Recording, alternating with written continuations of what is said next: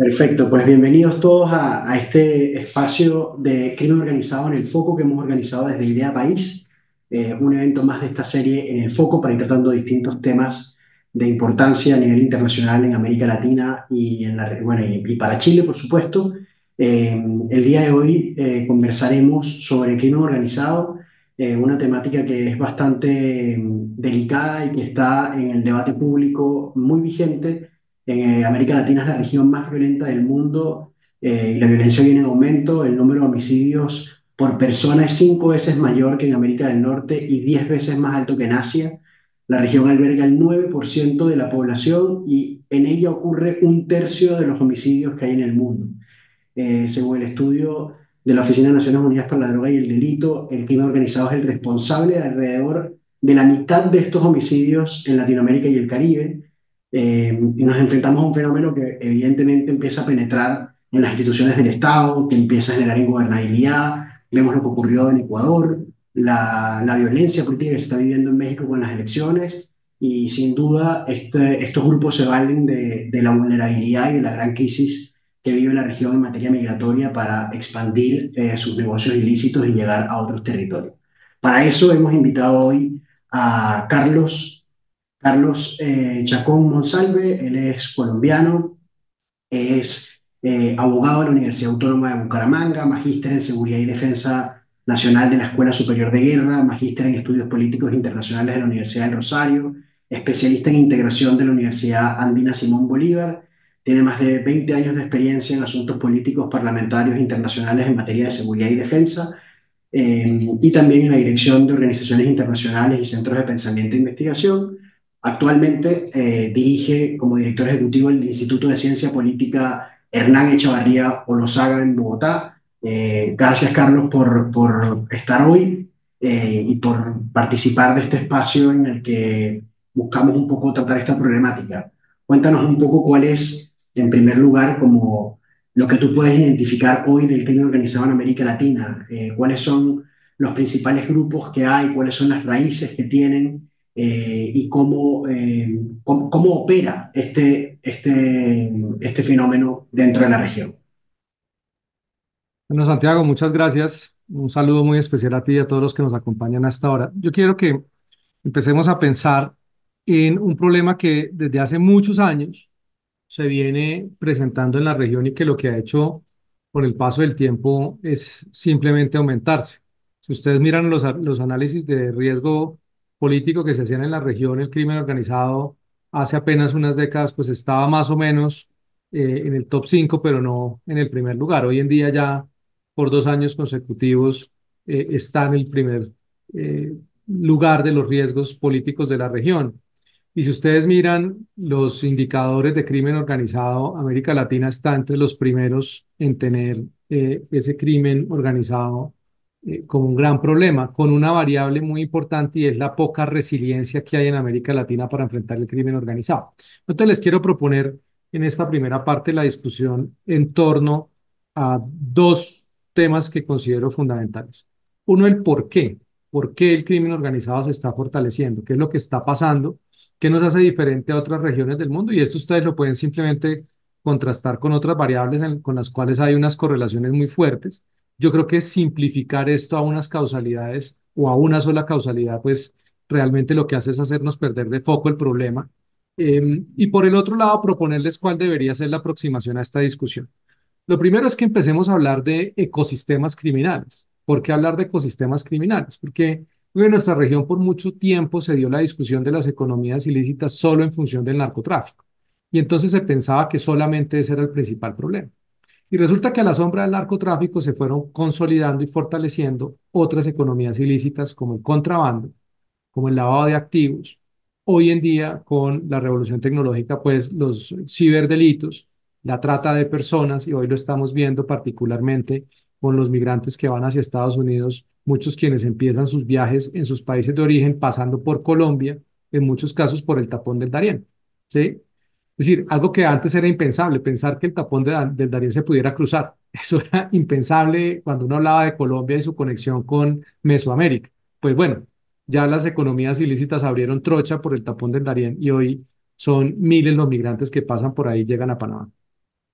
y otras economías ilícitas. Entonces, la primera es, ¿por qué estas economías ilícitas, a pesar de muchos esfuerzos que se han hecho, siguen consolidándose? Lo que hay que decir es, hay unas fallas del Estado que hay que ponerlas de relieve, ¿no? Porque pareciera que lo que uno escucha en el debate político en la región suele ser o se orienta mucho a poner de manifiesto unas causas que tienen que ver con aspectos socioeconómicos, pero se pierde de vista que esto es un problema de política pública y de estrategia de seguridad y defensa. Y uno de los temas es las fallas del Estado en materia de seguridad, la provisión de seguridad, de esfuerzos sostenidos en materia de seguridad para enfrentar las estructuras criminales y de justicia.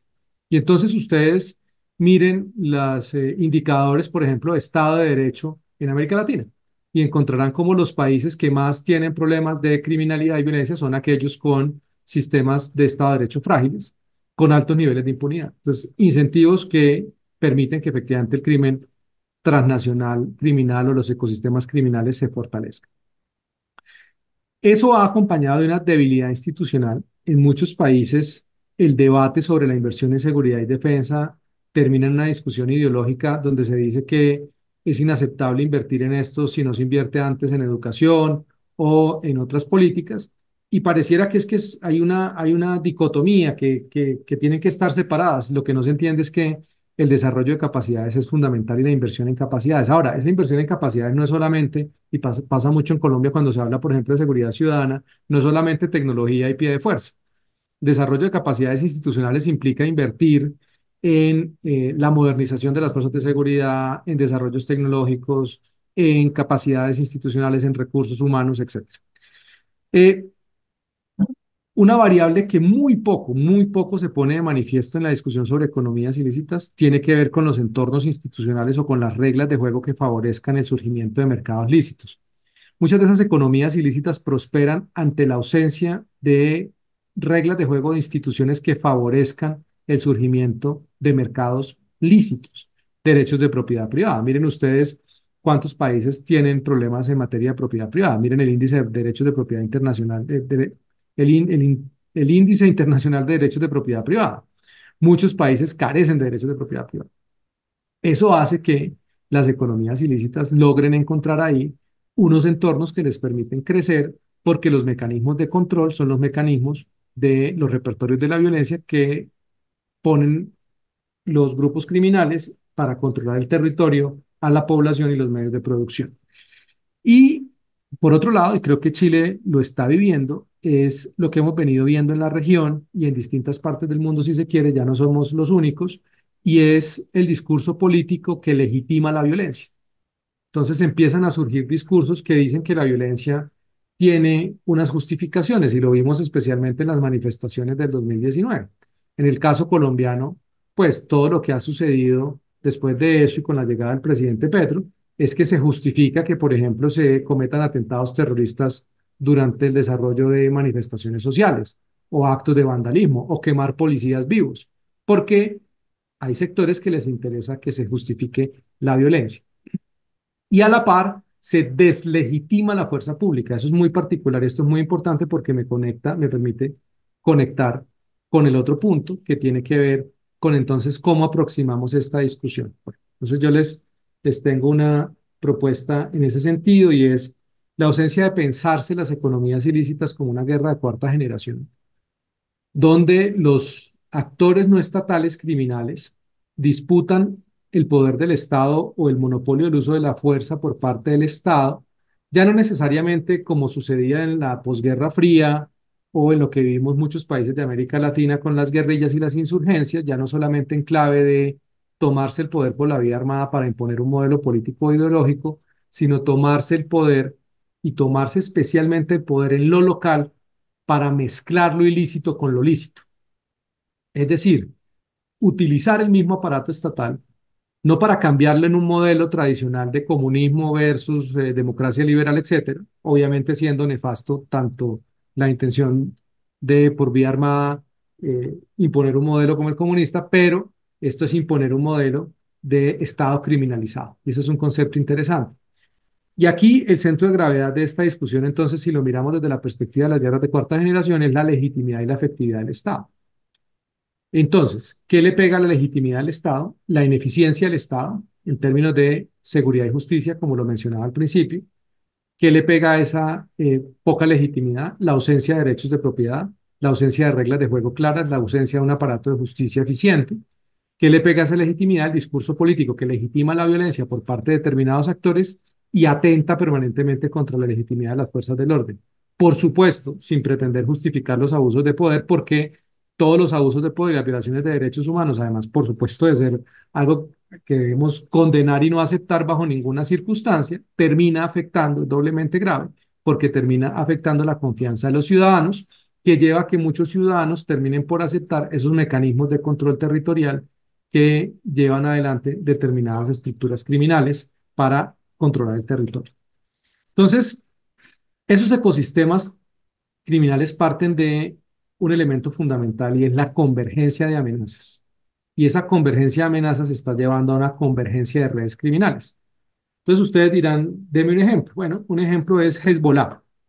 ¿Qué papel cumple Hezbollah en América Latina? Salvo los atentados en Argentina, la AMIA, son muy pocos los atentados o los grandes atentados que cometa Hezbollah en América Latina. Pero Hezbollah sí es un súper facilitador de economías ilícitas. Se especializó en el lavado de activos, terminó siendo el articulador entre estructuras de narcotráfico que operaban en Colombia, México, Venezuela, Suramérica, perdón, el sureste de África, Europa y el Medio Oriente. ¿En qué se especializaron? En el lavado de activos. Pero cuando ustedes hablan a los tomadores de decisiones hasta hace muy poco, Hezbollah era considerado para muchos un partido político en América Latina.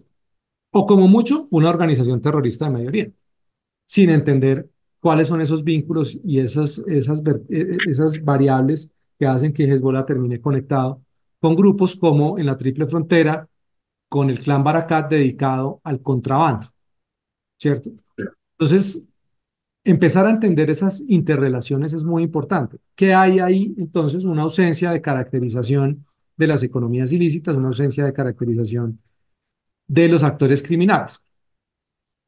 ¿Cuál es la propuesta? Entender que estamos hablando de estructuras que pueden converger, de estructuras que tienen distintas naturalezas y distintos objetivos. Unas pueden convertirse en estructuras muy fuertes que trascienden el control territorial de un determinado sector, por decir un barrio, y otras son estructuras mucho más grandes que en el caso colombiano, pues ustedes lo habrán visto por noticias, son en muchos casos estructuras de más de 5.000 hombres en armas que controlan más de 120 municipios y controlan varias economías ilícitas. Entonces, son varios carriles por donde funcionan. ¿Cuál es la aproximación sugerida? Entender cómo está en condiciones de legitimidad la operación de esas estructuras en esos territorios, sean barrios, sean comunas o sean grandes ciudades o sean entornos rurales donde suelen consolidar su presencia y su control territorial. Y eso implica entender cuáles son las cadenas de valor y suministro de las economías ilícitas, caracterizar esas cadenas, dónde se interrelacionan con otras economías ilícitas. Y algo muy importante que a la par de la aproximación del el entorno institucional para que surjan mercados lícitos en lugar de mercados ilícitos, tiene que ver con el peso de las decisiones del Estado. Esta sería una tercera falla, pero la quise dejar para el final para explicarles algo que poco se pone de manifiesto y es cómo la legislación, cómo las decisiones sobre determinadas dinámicas de mercado terminan causando externalidades que lo que hacen es crear mercados ilegales. Les voy a poner un ejemplo. En Colombia, en la década de los 80 y los 90, el dinero del narcotráfico llegaba en avionetas y esas avionetas llegaban a algún lugar de las selvas colombianas, se descargaban y se guardaban en barriles los dólares o en fachadas de apartamentos, digamos, se construían dobles fondos en apartamentos en Medellín, Cali, llenas de dólares o de euros o lo que fuera. Ya recientemente, el narcotráfico se paga por vía del contrabando. Entonces, usted pone la droga en México o en Centroamérica y a usted le pagan con contenedores de cigarrillos. Esos cigarrillos salen de Panamá, llegan a Colombia, entran al mercado, se monetizan, se lava el dinero, además en pesos, y otra parte va, por ejemplo, a Ecuador, que devuelve el pago en dólares. Y entonces uno dice, güey, terrible, ¿cómo hacemos? Entonces, claro, la respuesta tradicional es, bueno, hay que aumentar las penas al contrabando, hay que aumentar la capacidad de la policía, pero no será más bien que esta podría ser una solución si disminuimos los impuestos a los cigarrillos, para que un impuesto del 20% no haga que surja un mercado negro que con 20% hace que entren cigarrillos de contrabando. Ese es el tipo de situaciones que generan. Hay dinámicas, por ejemplo, de crimen en los barrios que tiene que ver con el cartel de los huevos. Aquí hay barrios donde los grupos criminales no permiten sino que se venda una sola clase de huevo.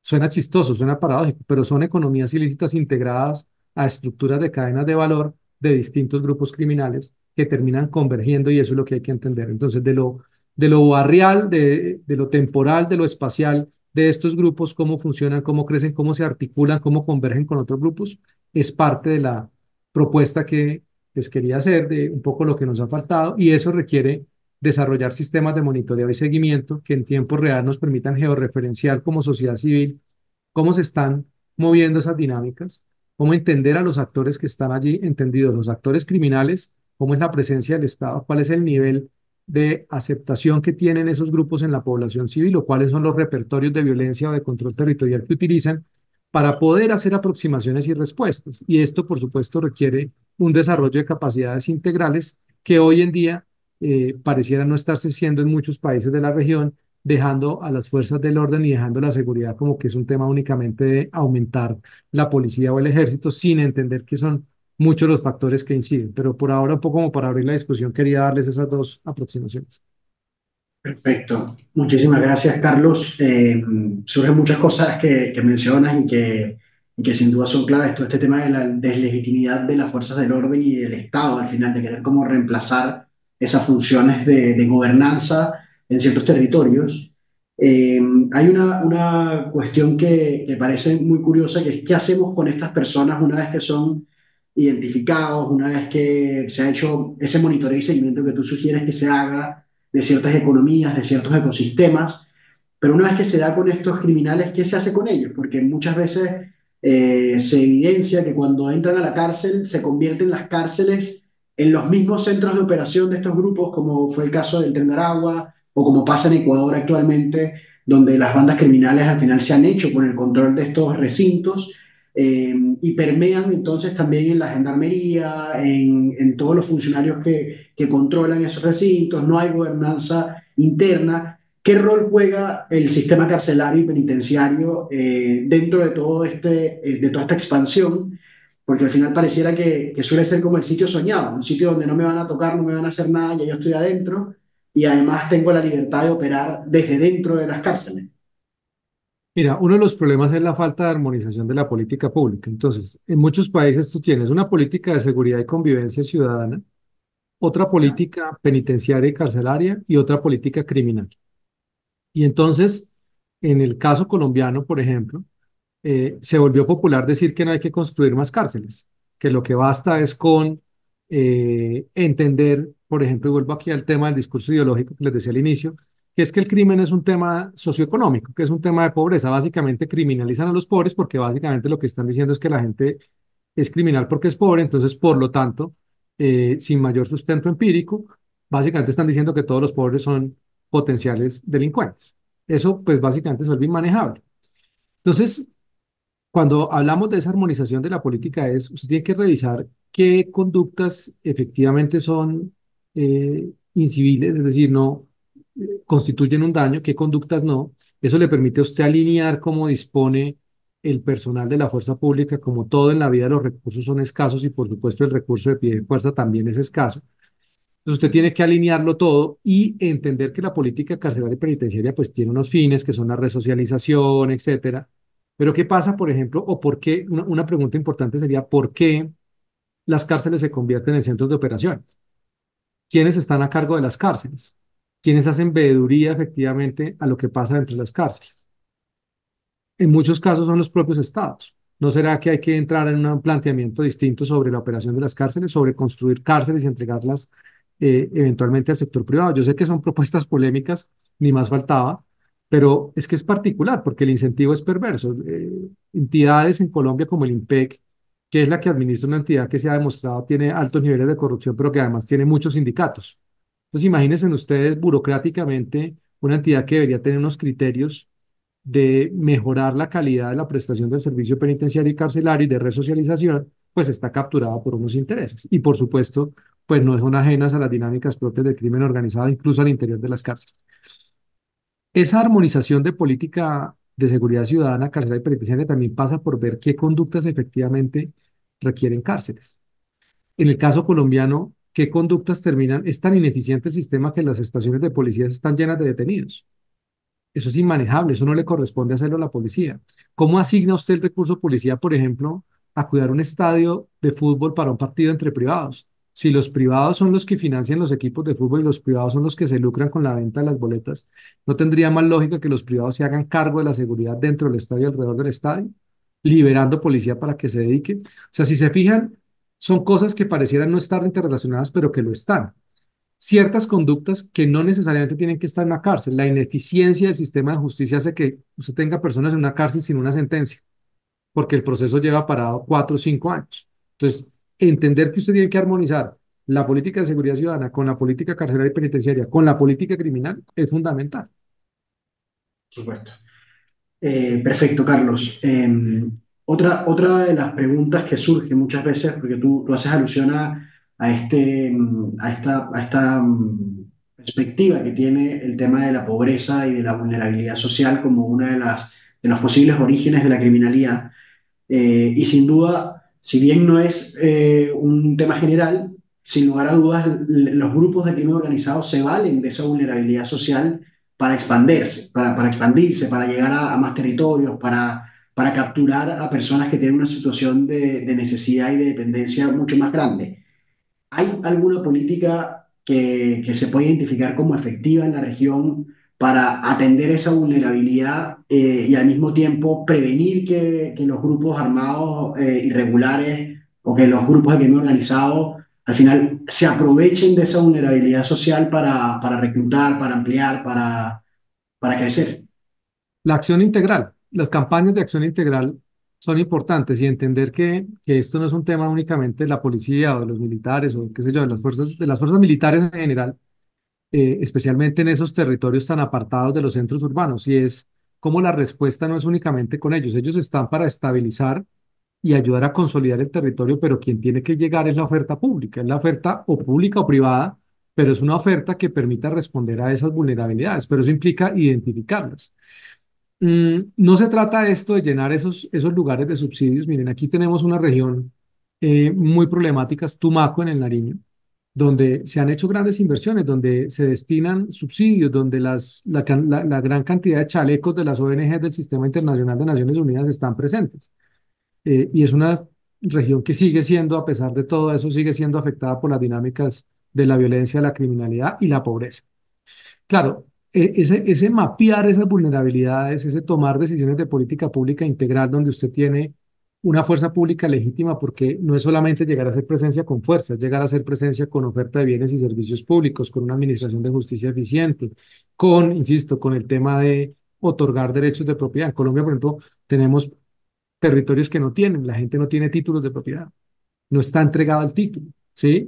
Eso genera dinámicas de violencia, donde es difícil que haya mercados formales, donde no solamente hay falta de interconexión de transporte o de tecnología, sino que realmente son lugares muy apartados de toda oferta. Y entender que aquí hay unas dinámicas importantes en temas de la presencia del Estado, en el buen sentido de la palabra, no necesariamente para que todo sea de la oferta del Estado, es cómo se generan incentivos para que allá llegue la oferta del sector privado, es decir, la inversión privada. ¿Cómo se garantiza? Aquí hay un observatorio que es el Observatorio de Inversión Privada, que mide cómo en las zonas del posconflicto, después del acuerdo, pero posconflicto no está bien decirlo, pero después del acuerdo con las FARC, cómo muchos de los territorios en los que se permitió la llegada del sector privado lograron transformarse positivamente gracias a la participación del sector privado en esos lugares. Entonces, entender que esto es integral, que esto es de la mano del sector privado, que esto es con las agencias del Estado, sin pretender, obviamente, sobrecargar en un determinado territorio la inversión, pero sí entender que se necesita inversión. Y que esto al final del día no es un tema de fuerza pública, esto es un tema de estabilizar, y estabilizar requiere construir paz con la gente, con la ciudadanía, ganarse la confianza de los ciudadanos. ¿Por qué? Por una razón muy sencilla. Esos ciudadanos en condiciones de vulnerabilidad no tienen resiliencia a las dinámicas o a los repertorios de violencia para controlar el territorio, en gran medida porque desconfían de lo que nosotros entendemos como Estado. Entonces, esta gente les cobra impuestos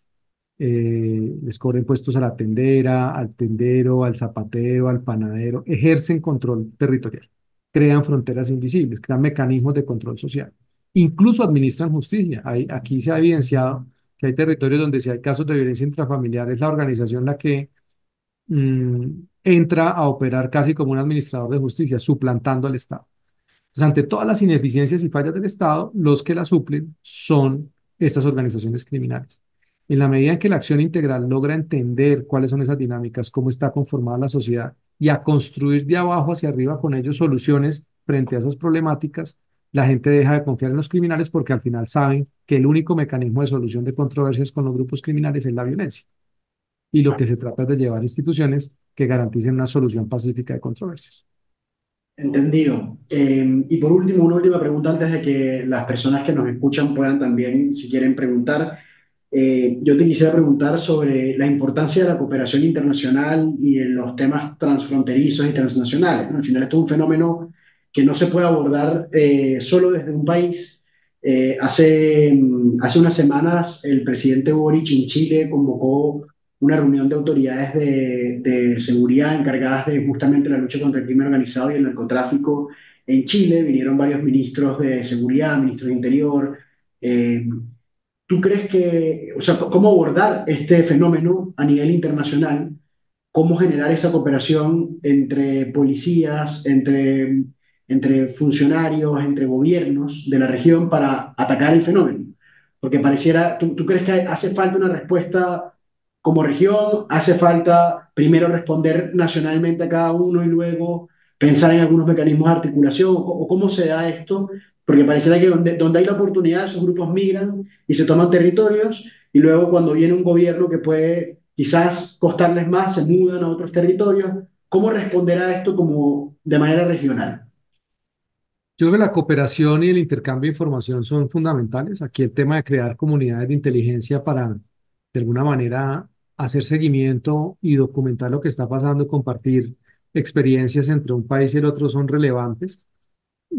Todo el tema de asistencia judicial penal, yo creo que es un gran déficit que tenemos en la región. Son procesos que suelen ser muy demorados porque toca carta rogatoria vía Cancillería, eso luego entra al Ministerio de Justicia, eso toma mucho tiempo. Creo que ahí hay un esfuerzo enorme que hacer en materia de justicia para entender cuáles son las sanciones que se están aplicando de un país a otro, qué investigaciones hay. El intercambio de información es la clave porque aquí, insisto, lo que más falta es información. Mire, qué bueno uno poder abrir hoy en día un mapa. Nosotros lo estamos haciendo en el instituto, en el caso Colombia, pero nos está tomando mucho tiempo porque hay falta de información disponible, de datos abiertos. Primero que ustedes pudieran abrir un mapa donde ustedes encontraran, por ejemplo, los Zetas, ¿dónde están? ¿Sí? O el cartel Jalisco Nuevas Generaciones o algunos de los grupos que operan en la Araucanía, si solamente está en la Araucanía, qué vínculos tienen, que uno pudiera hasta por nodos ir viendo qué nodos están interrelacionados unos con otros. Y entonces, cuando se empezó a hablar del tren del agua, si algo ha habido con el tren del agua es desinformación. En realidad, creo que es poco o nada lo que sabemos realmente de qué es el tren del agua. Entendemos que es una organización que surgió en Venezuela, que se valió de la diáspora migratoria para establecer una serie de economías ilícitas. ¿Cierto? Y para expandir el poder del régimen de Maduro en ciertos territorios para hacer casi que una policía política cometiendo ciertos crímenes, como lo que pasó en Chile. Más o menos uno podría tratar de hacer una aproximación hasta allí. Entonces decía que era un señor en una cárcel, un señor que al parecer tenía todo el poder del mundo para controlar desde esa cárcel.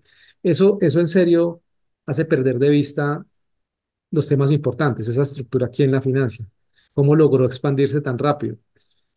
Por eso tan importante es la información e ir compartiendo información es un tema fundamental. Hay un tema, por Intercambiación. ejemplo, el tema de los datos biométricos, eh, pero nosotros tenemos unas fronteras muy porosas en América Latina, ¿sí? Entonces, la gente puede migrar fácilmente de un país a otro pasándose sin necesidad de pasar por un punto de control migratorio. Sin embargo, si existieran sistemas que permitieran articular los datos biométricos de los ciudadanos latinoamericanos o de terceros países cuando entran y pasan de un lugar a otro, esa información es de mucha utilidad.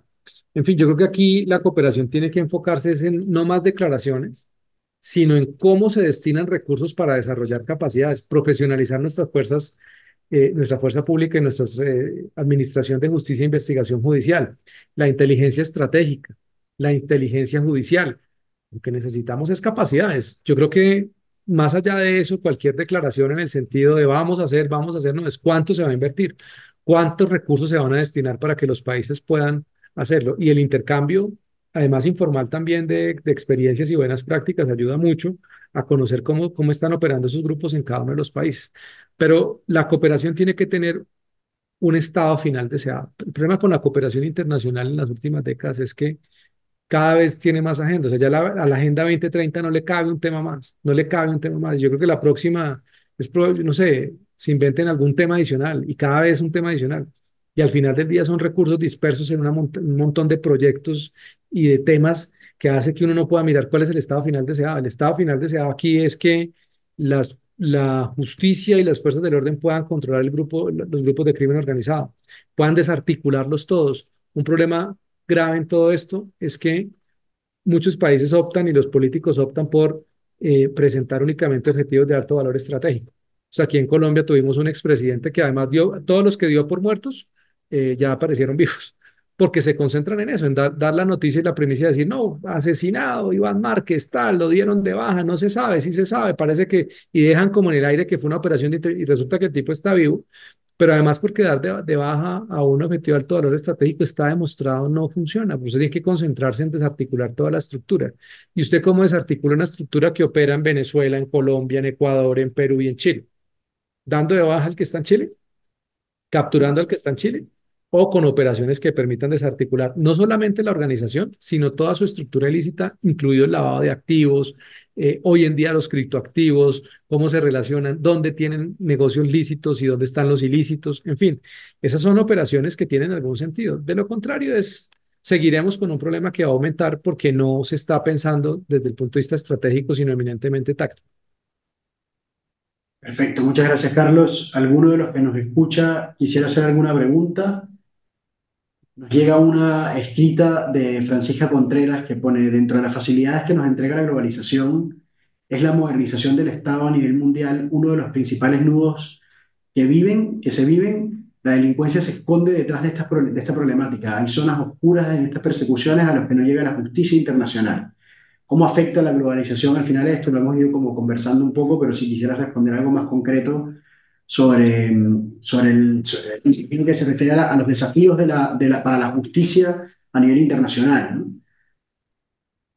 Yo lo que le diría a Francisca es, si uno pudiera hacer un inventario, Francisca, porque este tema de la globalización es muy recurrente. Entonces, claro, una de las cosas que nos ponen hoy de manifiesto es cómo la globalización permite que entonces distintas economías ilícitas traspasen fronteras sin que nadie las pueda detener, cómo las economías ilícitas ya se valen incluso de los temas tecnológicos. Entonces, tú tienes ciberdelincuentes chinos que controlan además el negocio de la marihuana en Oklahoma y entonces además tienen vínculos con carteles mexicanos por donde meten el fentanilo.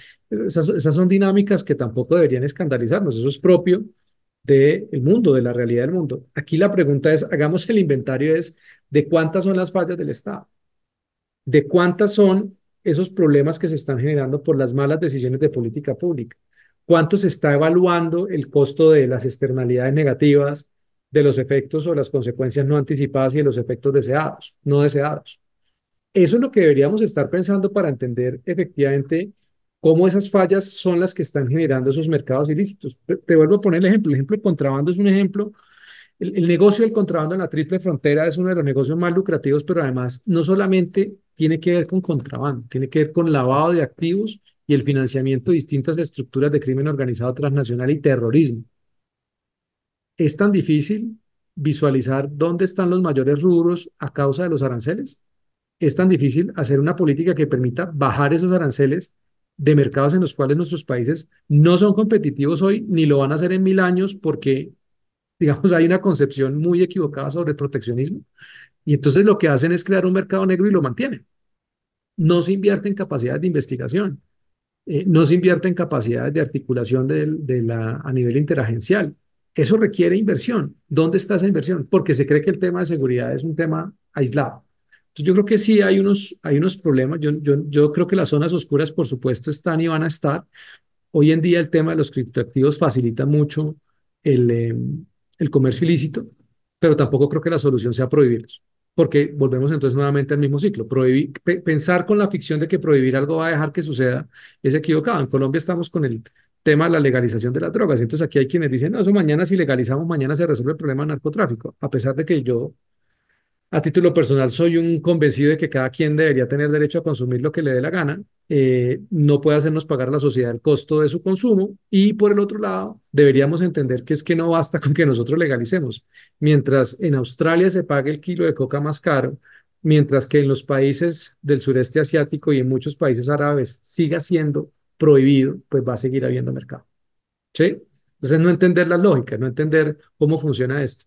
Y ahí lo que hace falta, Francisca, es una comprensión realmente de cuáles son esas variables en la discusión que se están dando hoy sobre el comercio ilícito. Un comercio que incrementa, que tiene el PIB, sería, si no, si mal no me falla la memoria, sería el quinto PIB más grande del mundo, el comercio ilícito. O sea, es un negocio multimillonario. La pregunta es, ¿estamos realmente atacando el flujo de dinero o seguimos atacando el eslabón más débil de la cadena? En el caso del narcotráfico, se empezó atacando al productor con el cultivo de coca y al consumidor cuando se criminalizó el consumo. Pero el resto de la cadena sigue intacta. El lavado de activos, la comercialización, la distribución. Piensen en cualquier otra economía ilícita.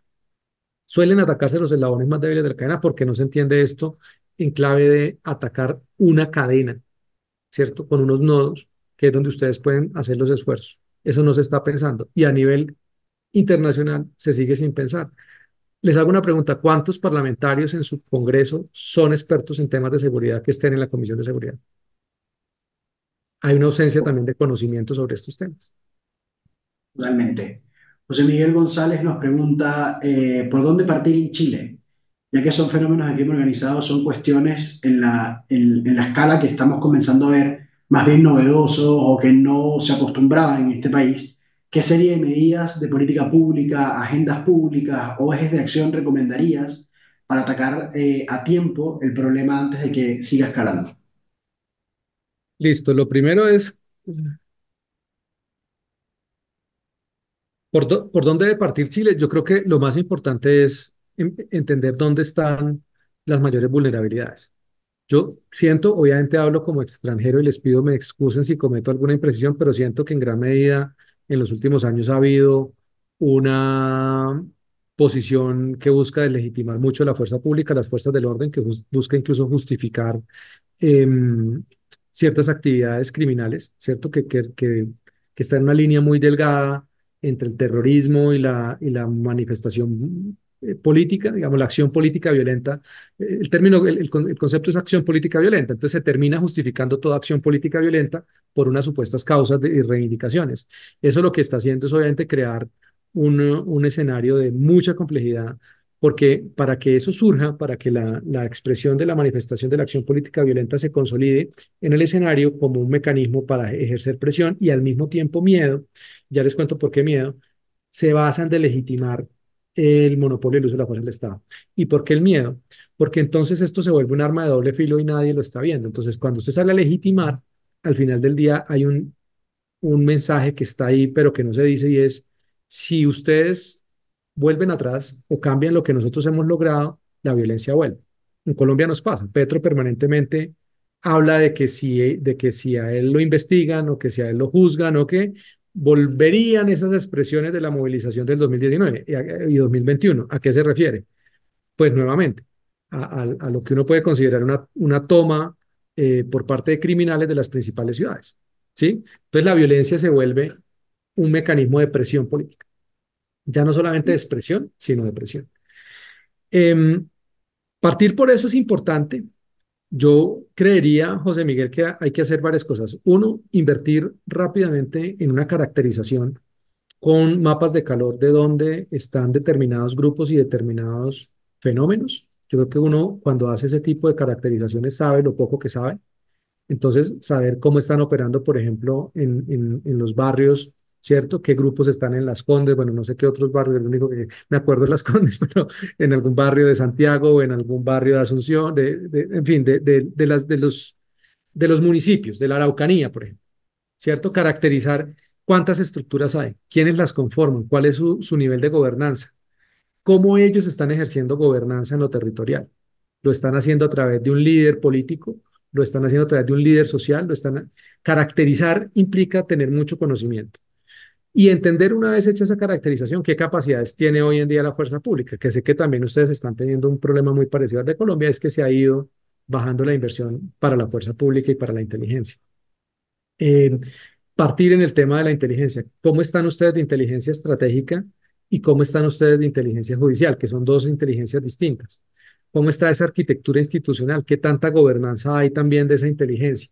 En Colombia, se los digo, uno de los grandes problemas es que a nosotros durante, y no solamente este gobierno, durante muchos años se minó la capacidad en materia de inteligencia estratégica. Y eso es terrible, porque no se entienden los fenómenos. Y por último, yo creo que hacer un esfuerzo de la sociedad civil para desarrollar una cultura en materia de defensa estratégica, una cultura estratégica, una cultura de defensa, para entender todas estas dinámicas. Eso parte por hacer mucha formación.